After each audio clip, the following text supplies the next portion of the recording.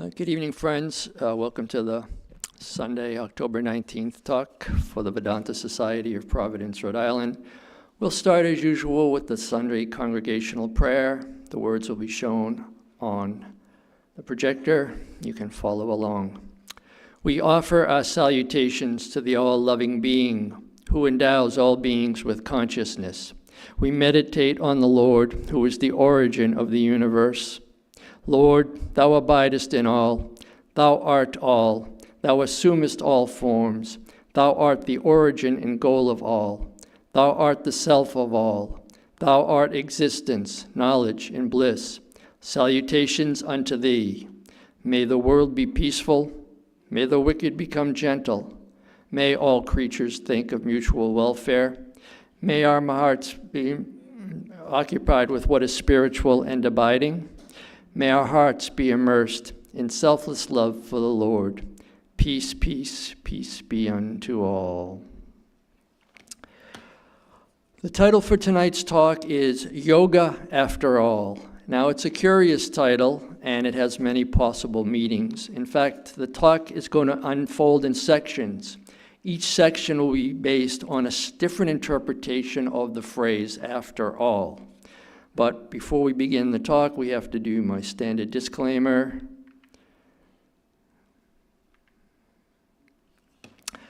Okay. Talks on Vedanta, especially Advaita Vedanta, do not leave our worldview untouched. They challenge us to deeply and critically examine the world we perceive, how we relate to it, and what we hold dear. Vedanta goes further in asking us to confront whether our personal truths are in harmony with the reality proclaimed by the yogis, rishis, seers, and jnanis. As Swami Adishwarananda cautioned, knowledge is fire. Before fire can illumine, it burns. So Vedanta challenges us to examine the foundation and scaffolding of our identity. It may require us, perhaps unexpectedly, to seek in a direction other than the one which we are currently seeking, if we sincerely desire the lasting peace, harmony, and the universal oneness proclaimed by Vedanta. Nisargadatta Maharaj once commented, "Many come wanting to be like me, but who comes wanting to do what I do?" Thus, talks on Advaita Vedanta do not comfort, they confront. They do not affirm, they dissolve. Swami Yatishwarananda wrote, "The greatest obstacle in spiritual life is living a fashionable religion. Vedanta is not a path of imitation, it is a path of dissolution. So viewer discretion is advised, not because the content is meant to offend, but because Advaita Vedanta demands serious self-reflection, unceasing, uncompromising observation, and deep introspection. Given these demands, Vedanta talks are primarily of value to those with the courage, willpower, and energy needed to sustain the challenges put forth in its teachings." Thus, the disclaimer. Swami Vivekananda in his Raja Yoga wrote the following, "Each soul is potentially divine. The goal is to manifest this divinity within by controlling nature, external and internal. Do this either by work or worship or psychic control, by one or more or all of these, and be free. This is the whole of religion." This declaration by Swami Vivekananda is not just poetic, it's prescriptive. The word do is an action verb, a command, and Swamiji gave us the methods. This short paragraph is clear in its intent. It tells that effort and responsibility are required on the part of each soul. It is not enough to believe in our divinity, we must act to realize it. How? By controlling nature, external and internal. Seekers often ask, which of these yogas should I choose? And many are drawn to Swami Vivekananda's Raja Yoga. It is credited as one of his most popular works, if not the most popular work. And its appeal stretches far beyond India. It resonates across cultures. Reading just a few pages, it seems different. It feels different. It blends mysticism with method. It offers a path that is both scientific and spiritual, rigorous, yet transcendent. Now, its enduring popularity lies partly in its accessibility and clarity, but most of all in its promise. The promise that the soul is not a concept, but a reality. Paraphrasing Swamiji, what right has a person to say there is a soul if it is not felt? Or to say that there is a God if the God is not seen? If there is a God, we must see. If there is a soul, we must perceive. Otherwise, it is better not to believe. It is better to be an unspoken atheist than a hypocrite. End Swami Vivekananda's quote. Now, in my first reading of that Raja Yoga book, the idea of miracles and mystics was almost a bridge too far for me. But when I read the sentence that said, quote, "It is not the sign of a candid scientific mind to overthrow anything overboard without proper investigation," I felt called at least to make the attempt, to do the experiment, to make the investigation. I could not reject Swami's call for a scientific and candid scientific mind. Vivekananda continued, surface scientists, unable to explain the various extraordinary mental phenomena, strive to ignore their very existence. Those scientists are therefore more culpable than non-scientists who believe their prayers are answered by beings above the clouds. End quote. So this struck me very deeply. Swamiji was not asking for blind belief. He was asking for honest inquiry, not superstition, but study. Not a superficial surface study, but a study at a much deeper level, a hereto-now unknown level. Not dogma, but direct experience. Some are also drawn to other paths enumerated by Swamiji, like bhakti or devotion. Still others are drawn to the yoga of knowledge, jnana, or service, kama yoga. And tonight we will hear that in the end, in time, each and all paths yield their fruit. As Swamiji said, if we are successful in controlling nature, internal and external, by one or more or all of these, we can become free. So how is it that different people are attracted to one yoga path over another? I think this is a question worth asking. And so now we'll return to the title of the talk, Yoga After All. And the first and perhaps most unexpected interpretation of the title would be if we take the word after, not as a time or spatial sequence, but as the verb pursuit. A pursuit, as in the expression, to go after. For example, a person may go after a college degree, a position in a company, or a parent might go after a little child about to touch a hot stove.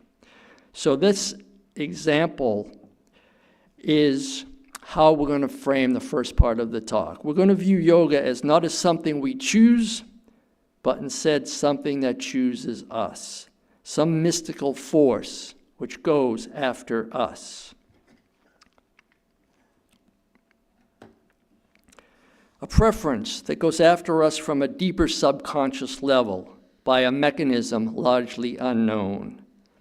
Not only us as individuals, but a mystical force which goes after all.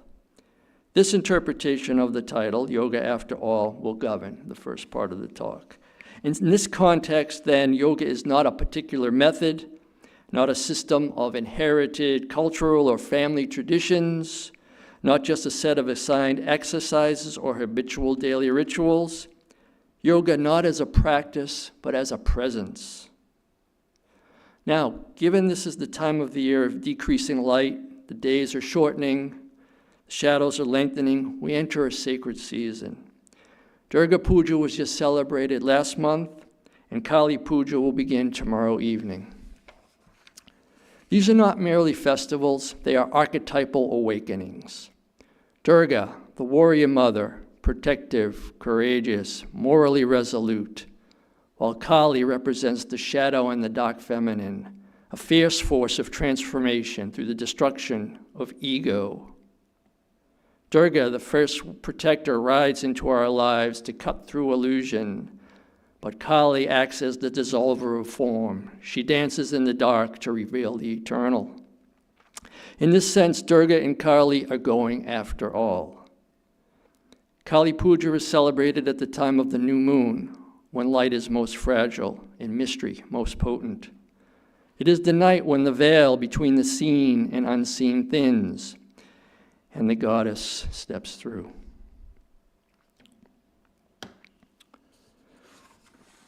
Kali is not merely fierce, she is the compassionate destroyer. She severs the head, the Mahamoha, the great delusion, symbolic of our attachment to ego, illusion, and ignorance. This is not violence, it is grace in its rawest form. She drinks the blood of ego. She devours the demons of ignorance, avidya. She stands in the cremation ground where flames consume our garments, woven from the threads of name and form, kindled by every story we told ourselves to flatter our ego, all of which are the fragile scaffolding of the false self, the imagined person. Kali does not arrive with softness. She arrives with truth. She is the goddess who declares, I will not let you forget who you are. So in this season of turning inward and mythic reckoning, let us consider the implication of the title talk, Yoga After All, in the sense of a goddess going after all. Yoga not as a method, but as the highest goddess servant energy. It's all hyphenated, one noun, goddess service energy of the divine self. A sentient force of infinite wisdom by which all are eventually called to their ultimate destiny, self-knowledge, self-realization. As it says in the Katha Upanishad, the self is known by one whom it chooses. Such a one's self reveals its own nature. So here, yoga is not a system but a vortex or a singularity in the field of universal consciousness, where the soul is drawn by her gravity past the threshold and into the light of the self and the universal oneness beyond duality. She is the sentient force of infinite wisdom to which we give the name yoga. She is the goddess of remembrance, cloaked in the gestures of our longings. She does not just teach, she summons. She does not just instruct, she inhabits. In the Gospel, Ramakrishna said to Pran Krishna, and this is a quote from the Gospel, "My Divine Mother is not only formless, she has forms as well. One can see her forms, one can behold her incomparable beauty through feeling and love. The Mother reveals herself to her devotees in different forms." End quote. To the devotee, she appears as Radha, aching with love, Bhakti Yoga. To the philosopher, as Saraswati, flowing with insight, Jnana Yoga. To the hero warrior, as Durga, fierce and precise, Kama Yoga. To the mystic, as Kali, dissolving illusion, Raja Yoga. She does not ask you to follow her. She is the path beneath your feet. We walk the path of yoga, whose pavers are the goddess herself, immanent yet transcendent. I am the breath that you forgot was sacred. I am the silence you mistook for absence. I am the archetype you were born to remember. Yoga as goddess is not external. She is the inner priestess who knows our rhythm before we do. She chooses the form that will awaken us, not flatter us. She is not bound by tradition, but woven through it. And what does this goddess whisper to each archetype in every breath, in every silence? She whispers the ancient truth, Tat Tvam Asi, thou art that. Not someday, not after practice, but now beneath the forgetting. This is not a conclusion, it is a recognition. Yoga, after all, is not the path to the self, since we are already that. She is the voice of the self, calling you home. As stated by Ramana Maharshi, there is no reaching the self. If the self were to be reached, it would mean the self is not now and here, but that it should be God anew. What is God afresh will also be lost. So it would be impermanent. The self is ever present. And just reinforcing from the Katha Upanishad, the self is known by the one whom it chooses. Such a one self reveals its own nature. Now, I'd like to paraphrase now from Swami Vivekananda's talk. The talk title was The Spirit and Influence of Vedanta, and it was delivered at the 20th Century Club in Boston. So Swami Vivekananda said, Vedanta also teaches that the vast energy we see in society, in every action and every plane of life, flows from within, not from without. What others call inspiration, Vedanta calls the expiration of man, the natural outflow of the divine within. Consciously or unconsciously, every person is trying to unfold that divinity. When a person has reached the highest, seeing neither man nor woman, neither sect, nor creed, nor color, nor birth, nor any of these differentiations, but goes beyond and finds that divinity, which is the real force behind every human being, then alone has that person reached the universal brotherhood, and that person alone is a Vedantist.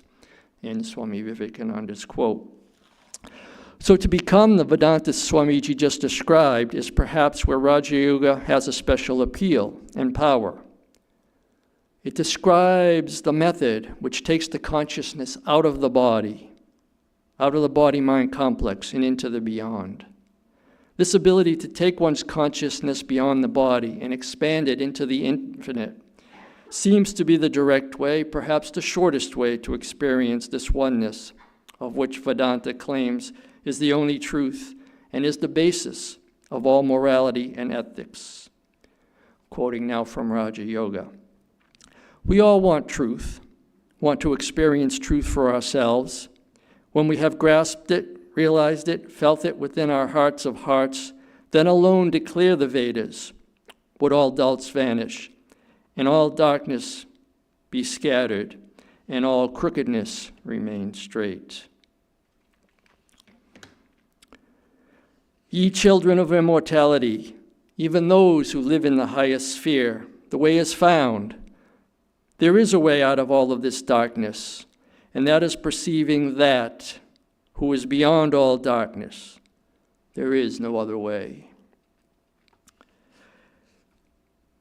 In Human Being in Depth, a scientific approach to religion, Swami Ranganathananda writes, as we go deeper into the human being, more and more energy is needed.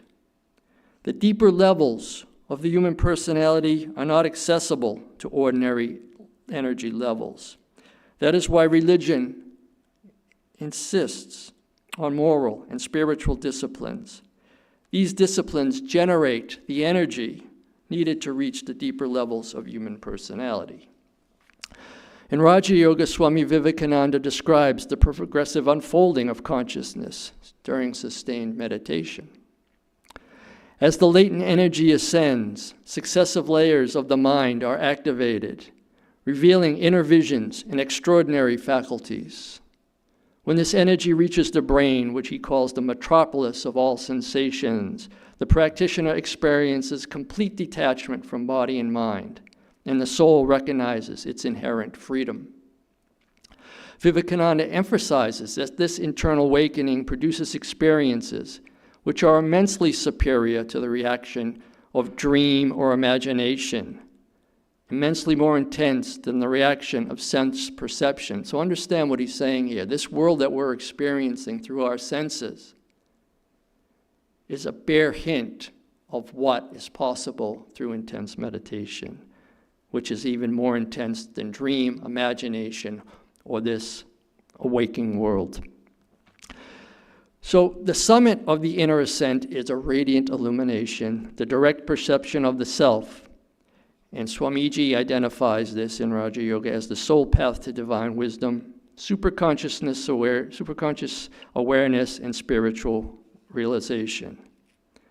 The awakened may be catalyzed through devotion to God, the grace of enlightened beings, or the disciplined inquiry of the philosophical intellect, but all converge to the same ultimate truth. These teachings affirm that the journey inward is not casual, it is energetic, intentional, and archetypal. Swami Ranganathananda reminds us that the deeper levels of human being require ever-increasing amounts of energy, physical, moral, and spiritual. And what generates that energy? Discipline, devotion, inquiry, service. In other words, the practice of one or more yogas. Still, the question remains, which path to choose? Why do we choose? Or do we choose at all?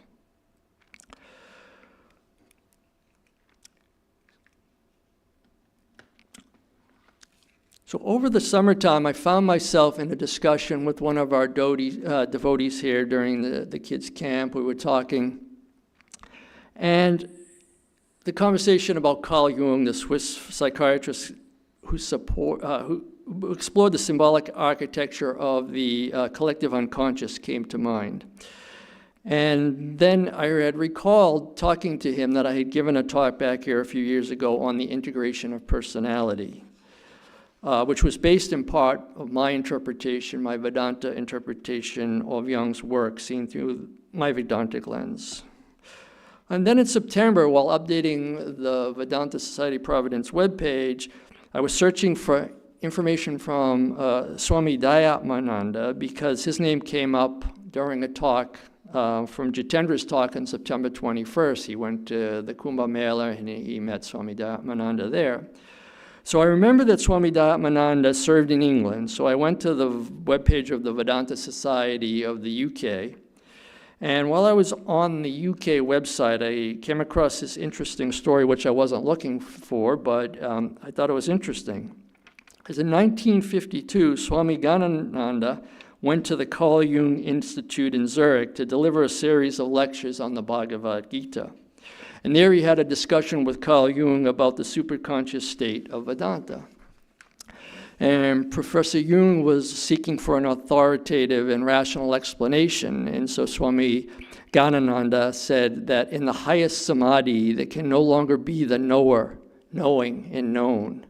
The person who can descend from this state is an exceptional one, but is not able to describe it. When Carl Jung asked what advantages it offered, Swami Ganananda replied, supreme peace and light. So the fact that Carl Jung's name surfaced twice, once in an unexpected summer conversation and then again through a chance visit to the website of the UK, felt like more than a coincidence. Jung might have called it by the word synchronicity, an alignment between inner reflection and outer discovery. So as I prepared this talk, I decided to revisit Jung's theory of the collective unconscious. So might Jung's archetypes, those timeless symbols of the collective unconscious, correspond to the deeper layers of personality described by Swami Ranganathananda, or the higher planes of mind articulated by Swami Vivekananda, which he said more intense than sense experience or dream. If so, could these archetypes be the symbolic instruments of the divine goddess who has been guiding us through this yoga path? Are they the icons through which she whispers, nudges, and summons each soul towards the path of yoga most aligned with that soul's individual nature? So to explore this question, I engaged two different AI systems, asking each AI system to map the Jungian archetypes to the most representative paths of yoga as an experiment in building a theoretical bridge between the inner worlds of the East and West. In a few minutes, we're going to take a look at the AI results. But when I saw how quickly the AI systems mapped the Jungian archetypes to the yoga paths. I couldn't resist in going further. So I asked the AI to create a larger mapping, one that would weave together Jungian archetypes, the 10 incarnations of Vishnu, the Dashvatara, and a Western color emotional profiling called personalysis. And so interesting that the AI's interpretation of the Dashavatara did not emphasize the evolutionary sequence of life forms from aquatic to human to superhumans that some scholars tend to associate with those incarnations.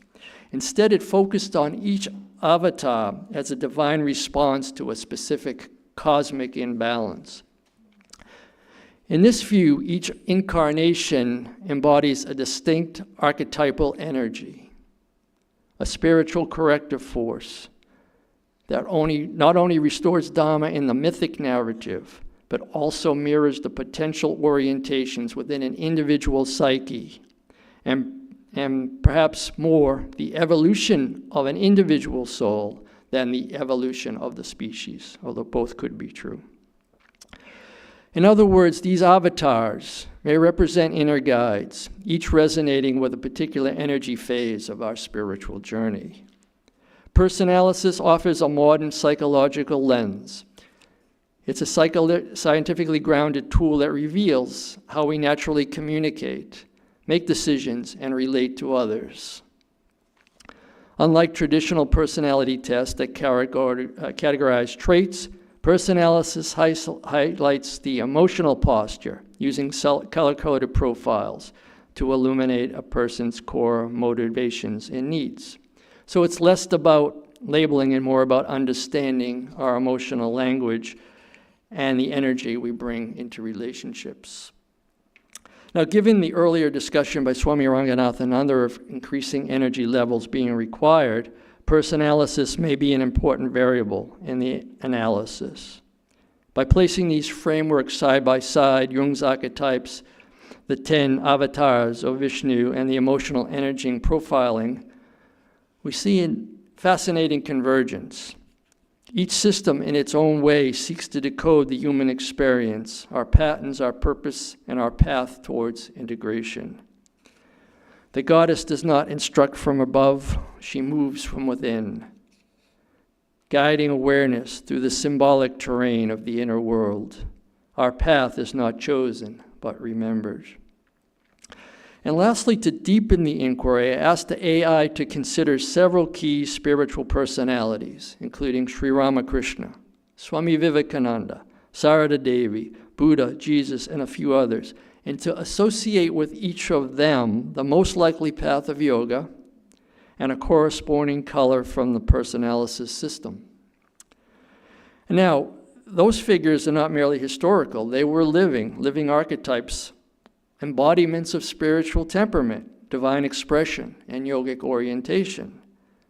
So their lives offer us a rich tapestry of insight. And by using their lives as reference point, we can assess the correctness and depth of the AI-generated associations. We can test to see if the AI-generated mappings truly resonate with the known qualities of these spiritual figures, documented in texts like They Lived with God by Swami Chaitananda or the Gospel of Sri Ramakrishna. Do the AI mappings correctly reflect the emotional posture, the spiritual emphasis, and the lived essence that we recognize in their teachings, actions, and presence?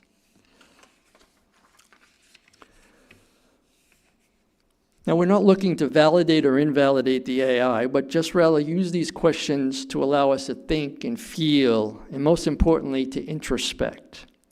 In this way, the exercise really goes beyond intellectual synthesis, and it becomes a contemplative mirror, a means of reflection how ancient wisdom, modern psychology, and emerging technology might converge to illuminate the inner architecture of consciousness, those subtle, heretofore unexperienced layers described in the passages from Swami Vivekananda and Swami Ranganathananda.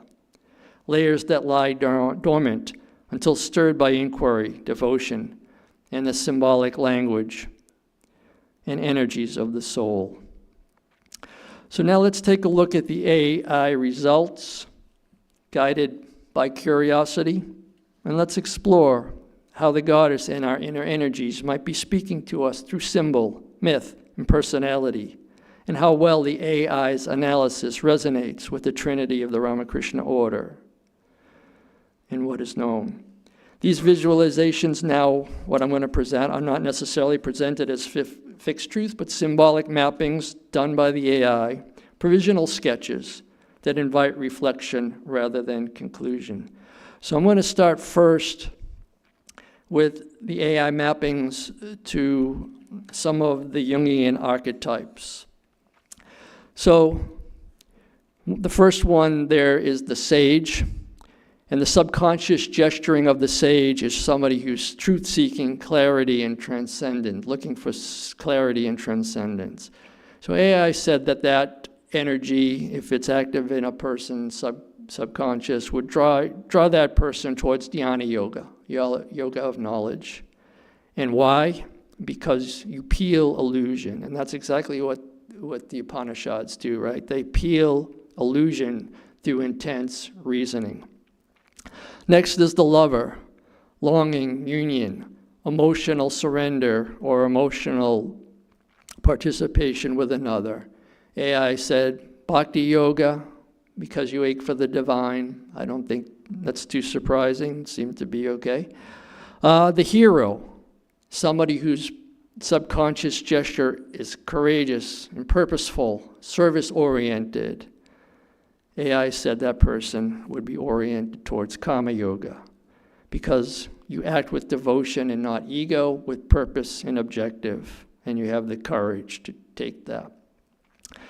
The ruler, masterly, orderly sovereignty, they said that would be person, if that's active in your subconscious, would be drawn to Raja Yoga because you seek an inner architecture. So that covers the four of Swami Vivekananda's yoga. I'm just going to cover one more from this page, the magician, and I get that double start if you can see it, because that's going to come up a couple times over and over.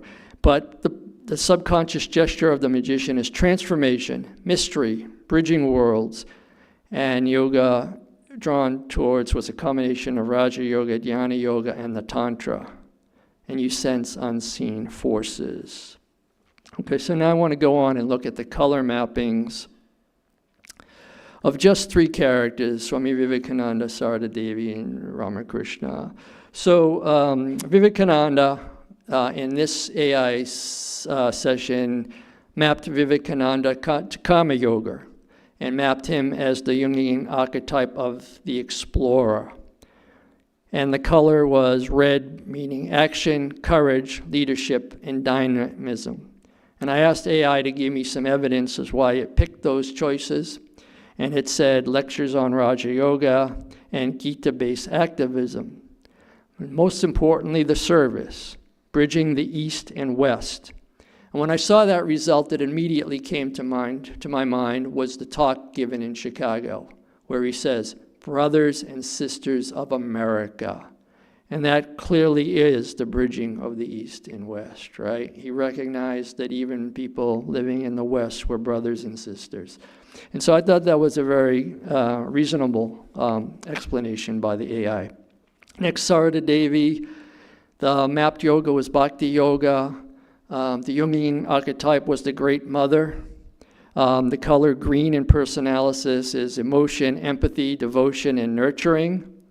And certainly she herself said those very words, right? I am the mother of all. So that seems to be right on topic. But the compassion and the nurturing, so we can understand the universal love and compassion pretty straightforwardly.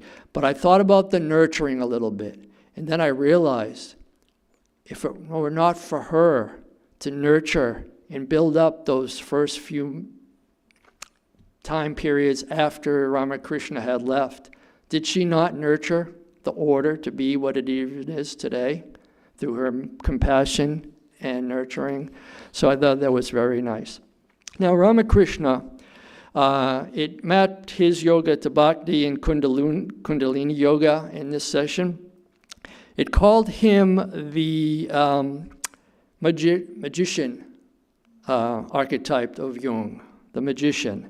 And so they got the color violet, which is, color of violets is transformation, mystical, and transcendence. I think the colors got a little bit blurred when we copied them over in the PowerPoint, so it's not as clear.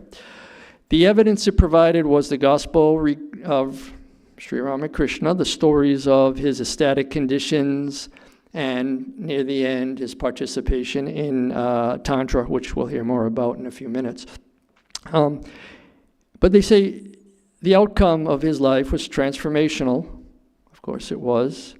The divine play and spiritual ecstasy. Okay, so that's what AI came up with for the personanalysis and color mappings. Now, I want to look at this last chart.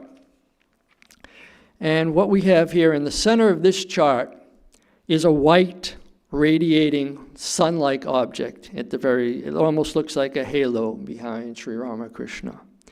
And that white color is the mystical core, pure awareness, and divine transformation. Moving outward from the center is the purple core, which we just saw. Purple was the color assigned to Sri Ramakrishna because of its mysticism, and he was assigned the magician archetype from Jung. And purple, if you remember, is spirit, mystery, transcendence, and awakening. And then moving outward in the upper left is the heroes, which include Rama, Arjuna, and those characters. The color red being, again, for energy, transformation, and tendency. In the upper right, the creator sage. It mapped Vivekananda there because he was not only a yogi, but he wrote extensively poetry, artistic works. It also mapped Jesus there because of his parables and such, so the sort of the creator sage. In the lower right is the thinker mystics, which include Shankara, Shiva, and in the lower left, the green color, which we've talked about, is the mother, the compassion, and Sarada Devi and Mother Teresa were two examples that the AI gave for that.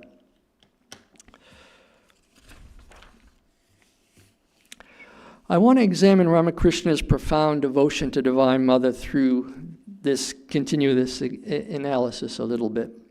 And so we know that Ramakrishna had ecstatic surrenderings to Kali. And we can see that this is a real-life example of surrendering to Jung's archetypal mother archetype, a force that Jung described as both nurturing and transformative, but yet at the same time awe-inspiring and fearsome. So while Kali herself is not one of Jung's formal archetypes, the qualities she embeds, fierce, compassion, cosmic power, maternal intimacy, resonate with the psychological dynamics Jung associated with the mother archetype. And Kali was not a distant deity to Ramakrishna. She was his breath, his heartbeat, his very reality. He often consulted her on daily matters, saying, "Mother will know," revealing a relationship of deep emotional trust and intimacy. Now, some will also hold the view that, rooted in the devotional tradition, that Ramakrishna was an incarnation of the divine. From birth, wholly full and realized, who incarnated with a specific mission. So from this perspective, his surrender to Kali and his practice of sadhana were not necessarily psychological processes of individuation or integration of personality, but instead it was a divine play, a lila, a conscious enactment of a spiritual intimacy meant to inspire and awaken others.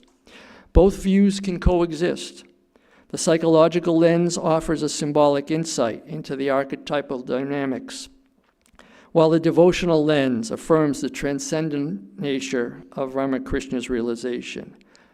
And you say, well, okay, But this very question actually comes up in the book Sri Ramakrishna and the Divine Play. And it comes, this is part 2, chapter 11, question 3 on page 259, where it was asked about the Brahmani who encouraged Sri Ramakrishna to practice the disciplines of Tantra.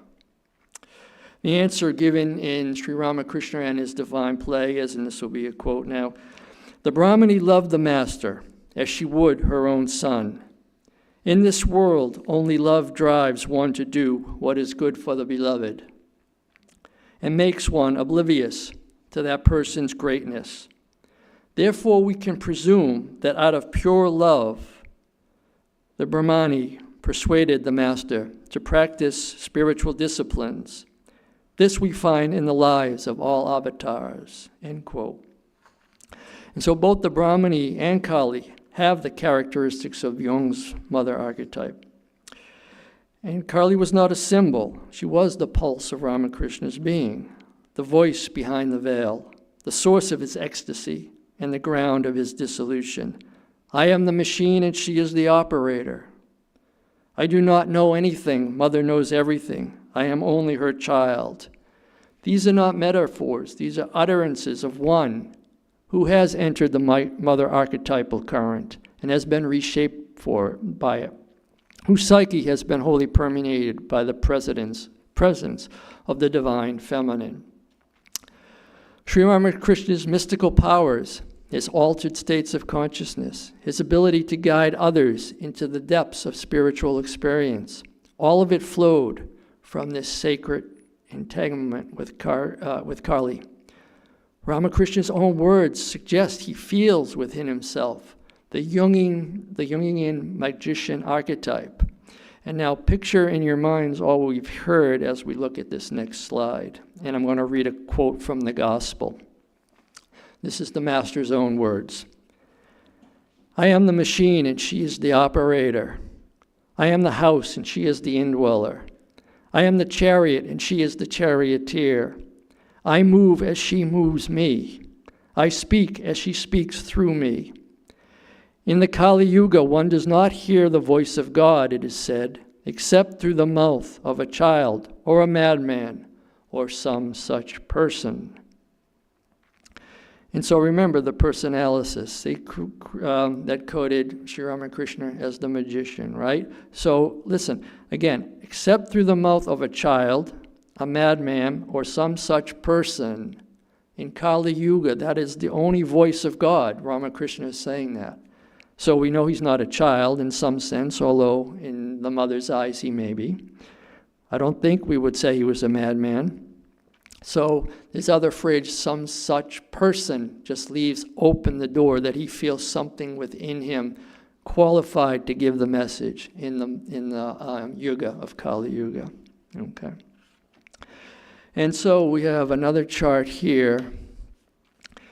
Every evening during Arati, as the lamps are lit, which we will soon be singing actually, the air fills with reverence and the devotees sing, "Sava Mangala, Mangalye, Shive Sarvate Sadike, Sharane, Trambake Gauri, Narani Namo Stute." O auspicious one, embodiment of all that is sacred and blessed, O Shiva's consort, fulfiller of all desires, refuge of all beings, three-eyed goddess Gauri, O Narayani, I bow to you.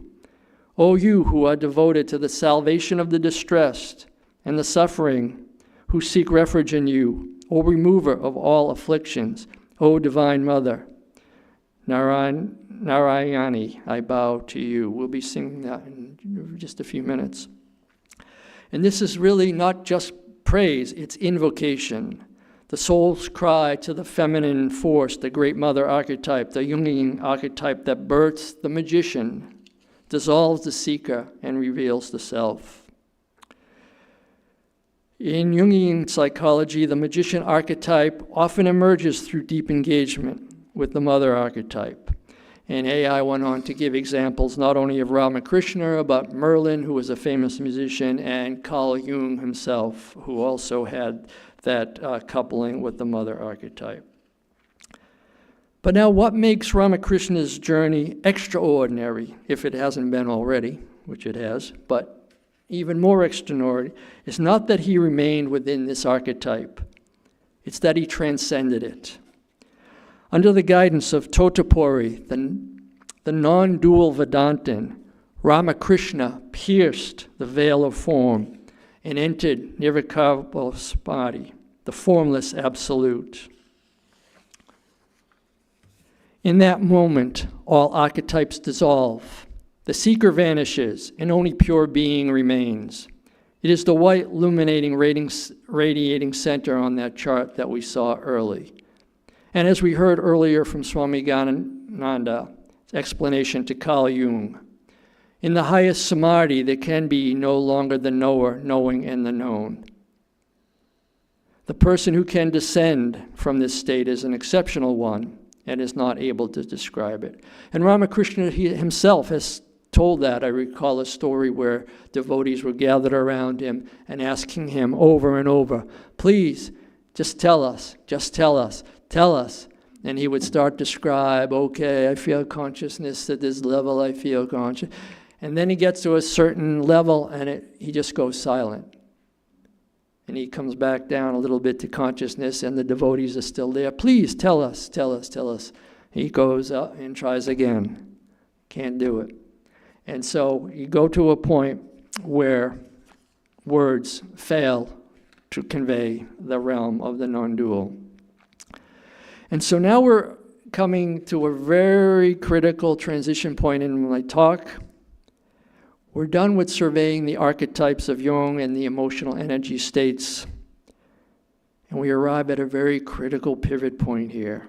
We're going to shift from the paradigm of archetypal yoga to the radical simplicity of Advaita Vedanta.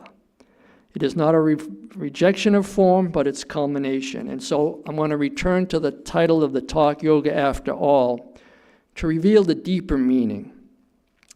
In this case, I'm going to use the word after as in the end of all, the end of the journey, and all as in the totality. After every effort, every kriya, every mantra, every meditation, every longing. Now, having just heard the story of Ramakrishna and Totapuri, we could ask, can such an experience be ours as well? So whether you agree or disagree with the specifics and details of the AI mappings or the Jungian archetypes and the related discussion, it's really not too important at this point. Because what I want you to do now for the remainder of the talk, instead of thinking about the details we just presented, let's study the method of what I did, okay? The method that we use.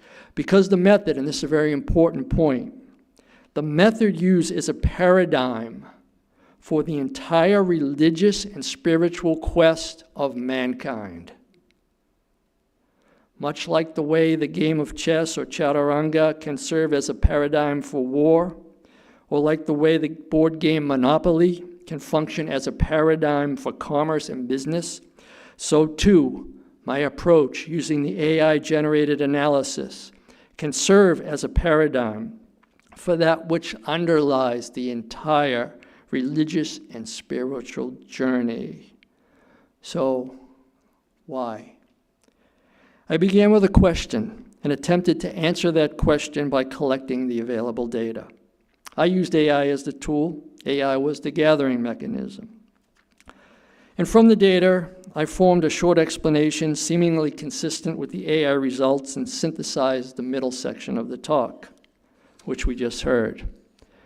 Now similarly, and very important point here, in the religious and spiritual quest of the humankind, each person, each culture begins not with an archetype necessarily, but with at least a burning question or a burning hope, a question unique to their culture and the circumstance of their life and times. A question which we could say almost defines that culture, that sect, that group.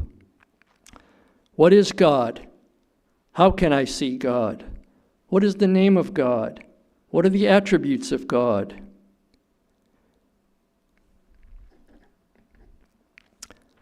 Who am I? What is my destiny? What is truth? What is love? What, if anything, lies beyond death? What is death? Is anything permanent? Or perhaps, as put in the Mundaka Upanishad, what is that, knowing which all of this becomes known? And I often rephrase the Mundaka Upanishad question as, what is that experiencing which all is known? What is that experiencing which the highest possible experience is had? Or what is that experiencing which the highest love is experienced? In other words, what is the highest possible experience available to a human being? What is the experience which will stand above all other experiences, all desires, answer all questions, and resolve the anxieties of human destiny once and for all? In the religious spiritual paradigm, we too collect information in attempts to answer those questions.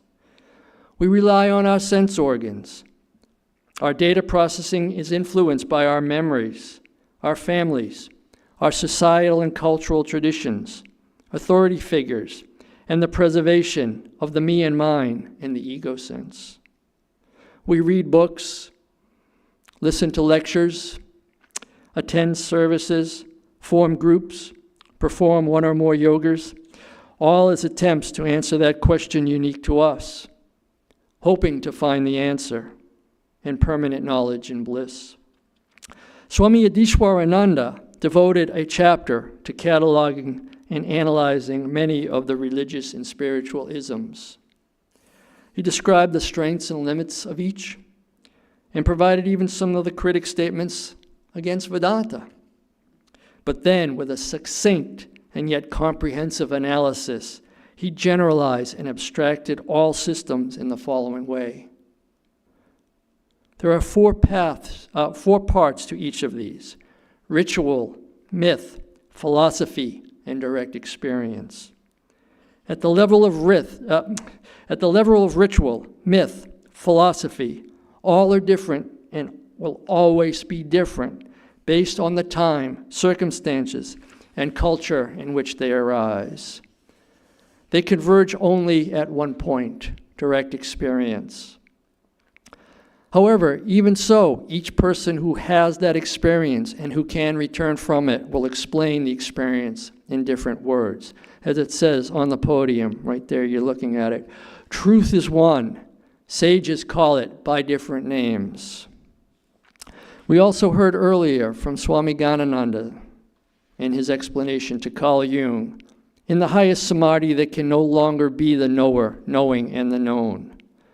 The person who can descend from this state is an exceptional one and is not able to describe it. The teachers of yoga and Vedanta quickly point out that sense experience, knowledge, and memory, the stories we create and tell ourselves about who we are all shaped by societal influence, generational memory, genetic memory, articulate and inarticulate memory, cultural conditioning, and the fleeting and faulty sense data, which serve only the ego, the personality non-existent.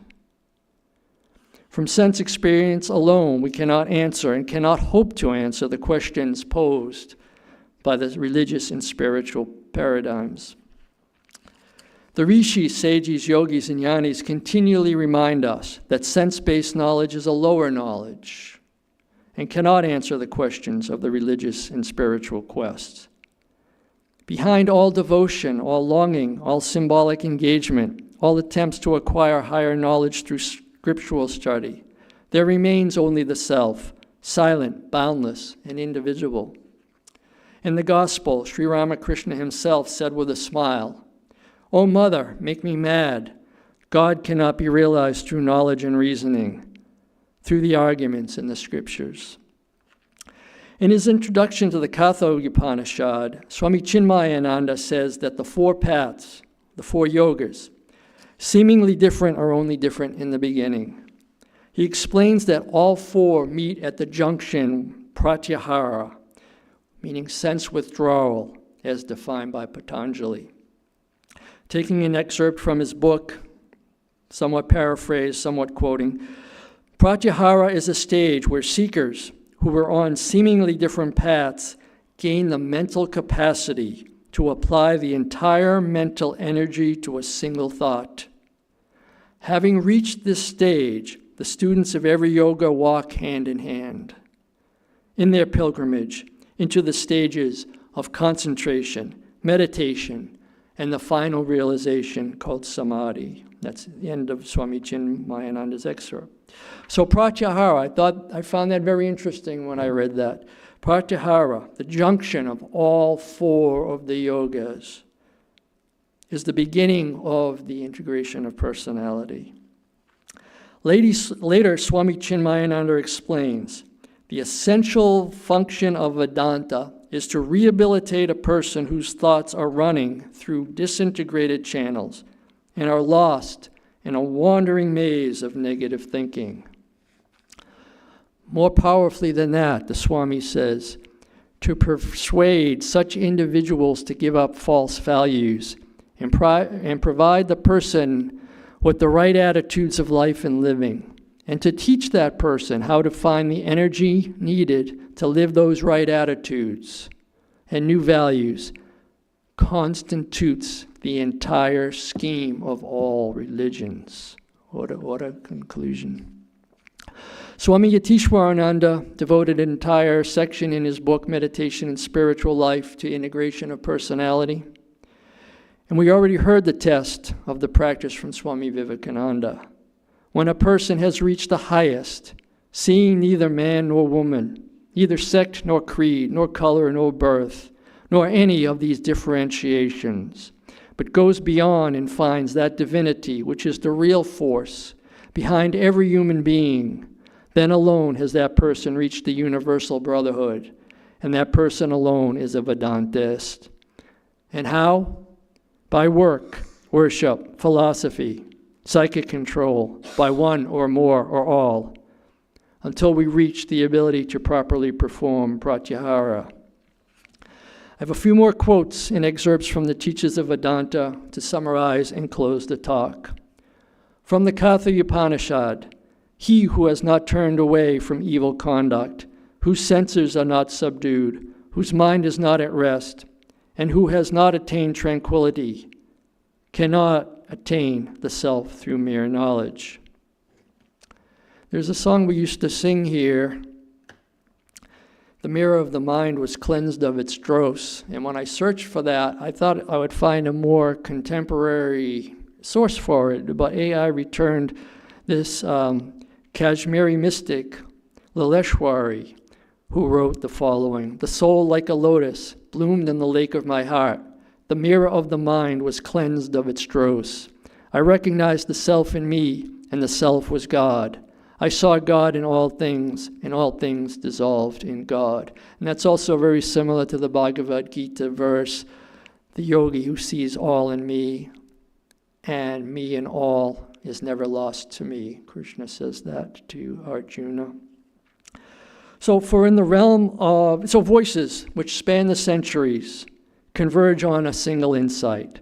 Clarity of mind unveils the divine already within us. In the realm of non-dual Vedanta, there is no archetype, no path, no seeker. There is only the self. After the divine has called us through its mysterious and often hidden ways, whether through the conscious pull of our preferences or the deeper mechanism of subconscious archetypes unfolding through our personal stories, not only in the waking state, but more profoundly in the dream state, in the subtle realms. Where do we find ourselves? The practices all take us to the penultimate step, the step before the last.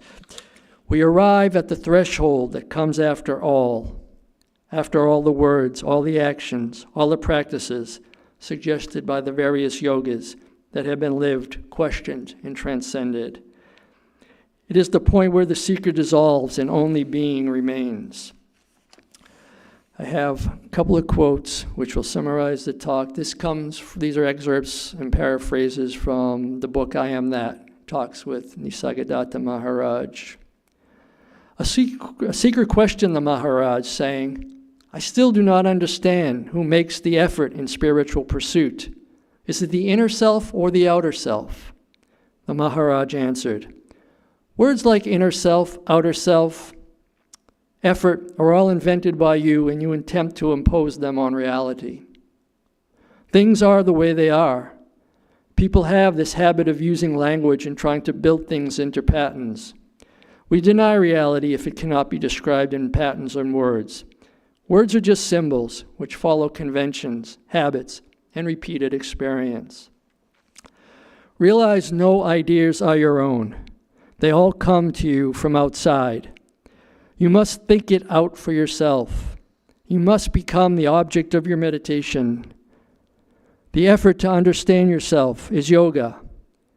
Search until you become the root of the error, and then go on to the truth beyond. A seeker asked the Maharaj whether the absolute he was talking about is real or a made-up theory to cover our ignorance. The Maharaj replied, both. To the mind, the absolute is a theory, in itself a reality. Just as light destroys darkness merely by its presence, so the absolute destroys imagination. The absolute, as reality, is the spontaneous and total rejection of the false. God gives the body and mind. The Guru gives the method. Turning to the source is your own task.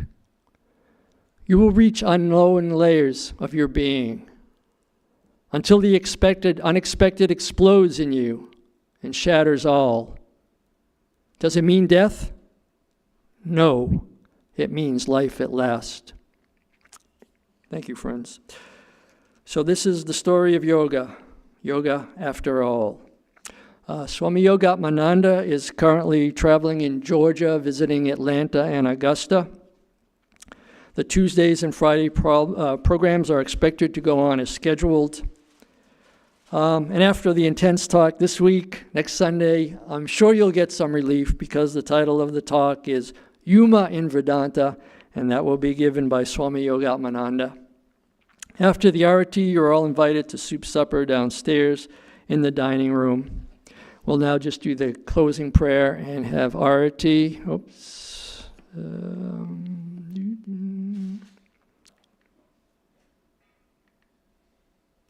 Maybe it's not there.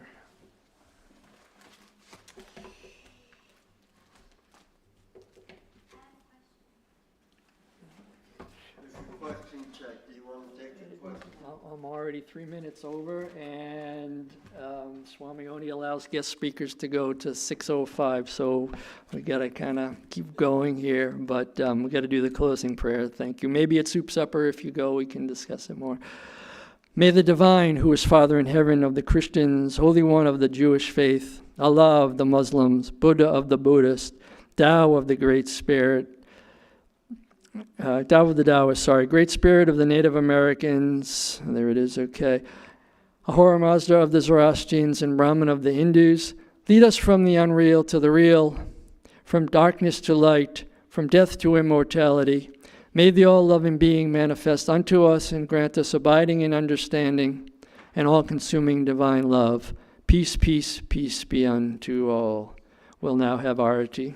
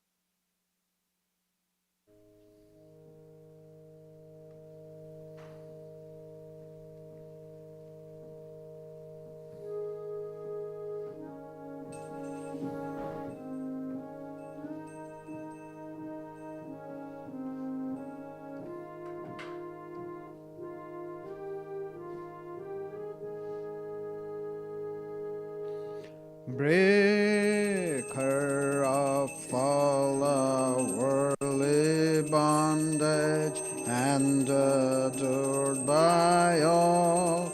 We adore you too. Stainless Lord, assuming human form.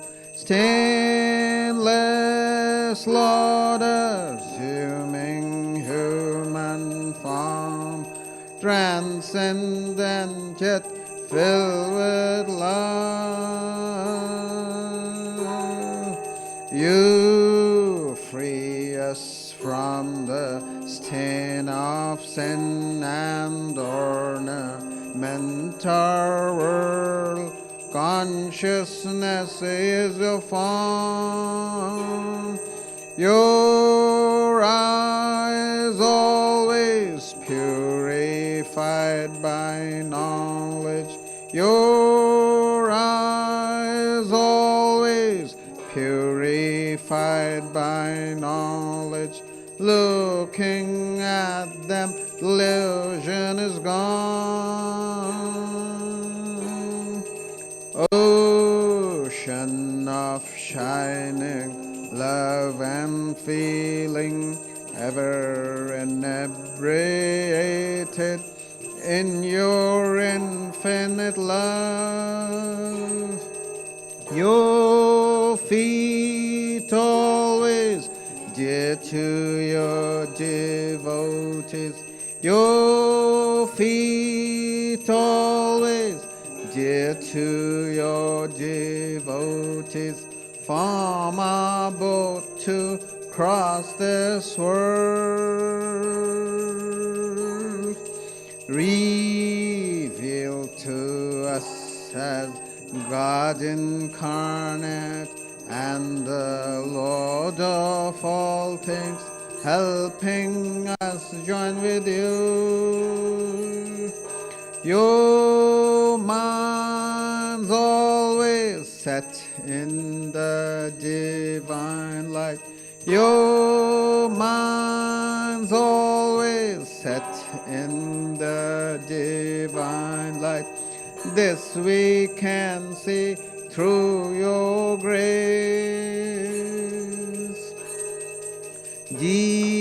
Destroyer of our worldly sorrow and compassion so infinite is your work.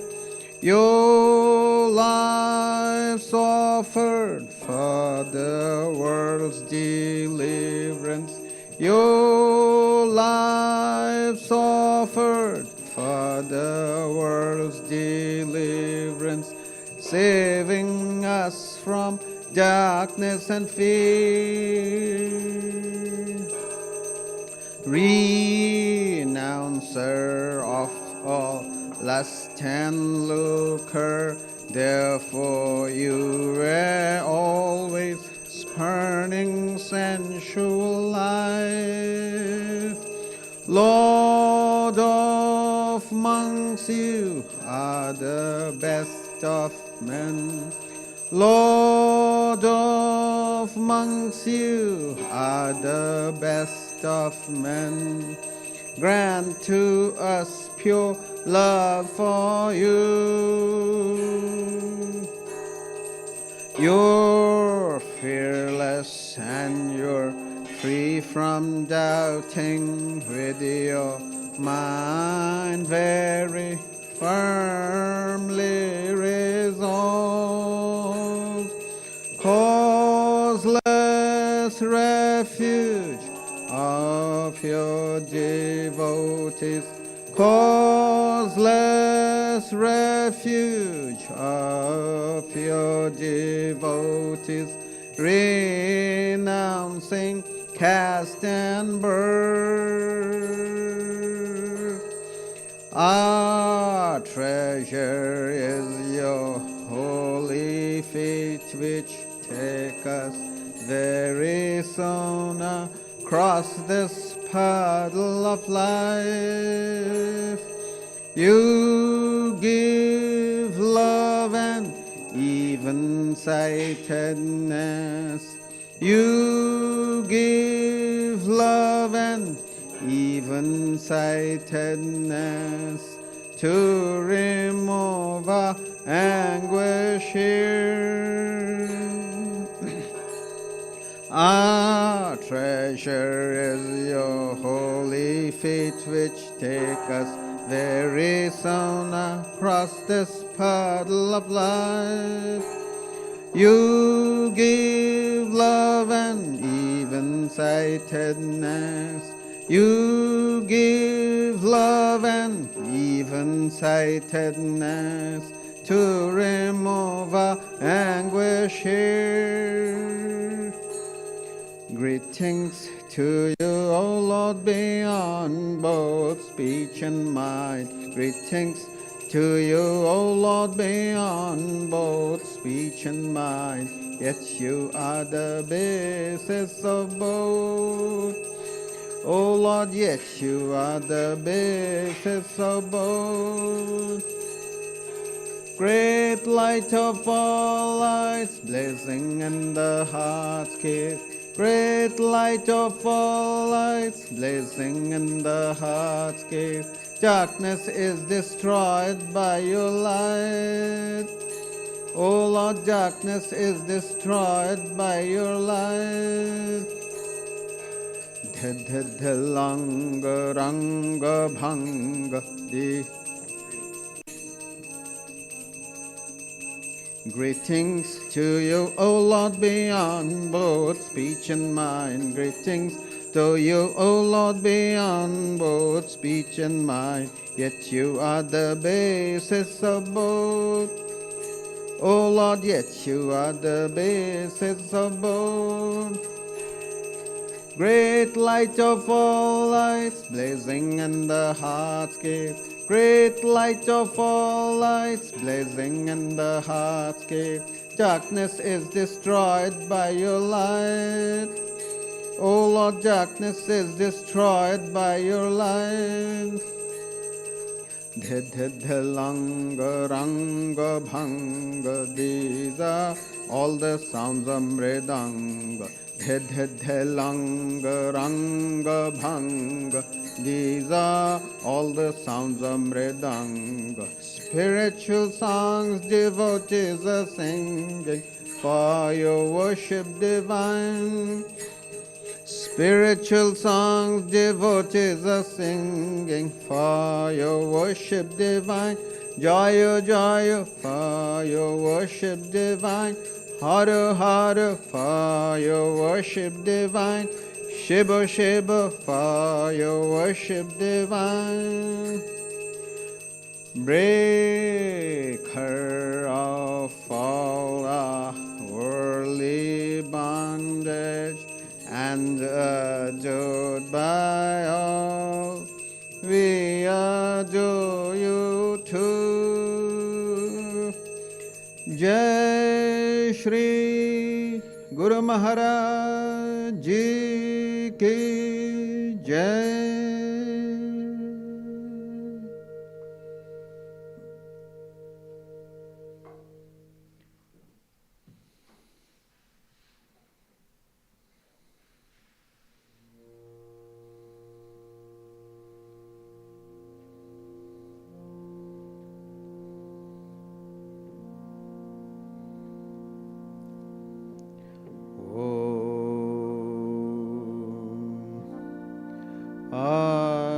Auspicious and blessed, blessiousness sublime, all noble ends you give to us, granting us refuge, all-seeing glory. O Mother Divine, our love to you. Creation, preservation, dissolution, creation are your powers, eternal one. Nature's real basis, nature's essence. O Mother Divine, our love to you. We come seeking refuge from anguish. Be our Savior through your deep concern. All our suffering remove, Goddess. O Mother Divine, our love to you. Victory, O Mother Divine, our love to you. Blessed Mother Divine, our love to you. Blessed Mother Divine, our love to you. Blessed Mother Divine, our love to you.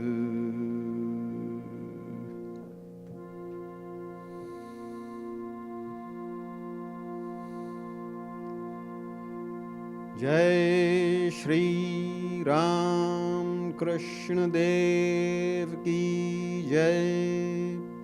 Jai Shri Sarda Devi Ki Jai. Jai Shri Swami Vivekanand Ki Jai. Jai Shri Buddhadev Ki Jai. Jai Shri Jesus Christ Ki Jai.